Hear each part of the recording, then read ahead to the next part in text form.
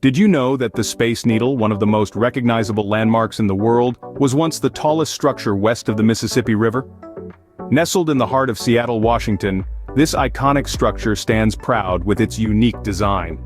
Often likened to a flying saucer, the Space Needle has become more than just a building. It's a symbol of the city itself, representing Seattle's innovative spirit and forward-thinking culture. But have you ever wondered how this unique structure came to be? Let's dive into the fascinating construction story of the Space Needle. The Space Needle was born out of a sketch on a napkin, believe it or not. It was during a coffee break that Edward E. Carlson, the chairman of the 1962 World's Fair, sketched his initial idea. A soaring tower, a symbol for the futuristic event, was what he envisioned, but the design was far from complete.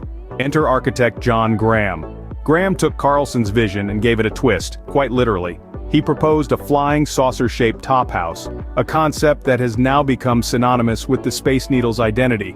But the design didn't stop there. Victor Steinbreck, another architect, stepped in to give the final touches.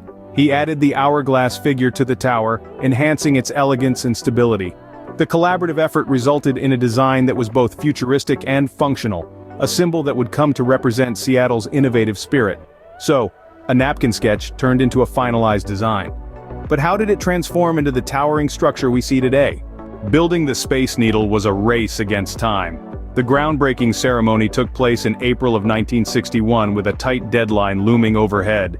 The Space Needle had to be ready for the World's Fair, leaving the construction team with a mere 8 months to complete this monumental task.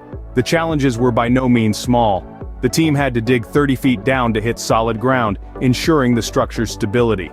This wasn't just a hole in the ground, it became the foundation for an icon. 467 truckloads of concrete were poured into this massive hole, creating a solid base for the towering marvel that was to come. Despite the challenges, the construction team pulled it off. By December of 1961, the Space Needle was complete, standing tall and ready to welcome the world. The Space Needle stood tall and proud at the World's Fair, forever changing Seattle's skyline. The Space Needle has stood the test of time, but not without some changes. Over the years, it has received a series of upgrades and renovations. One such upgrade was the installation of a revolving restaurant, offering diners a panoramic view of Seattle.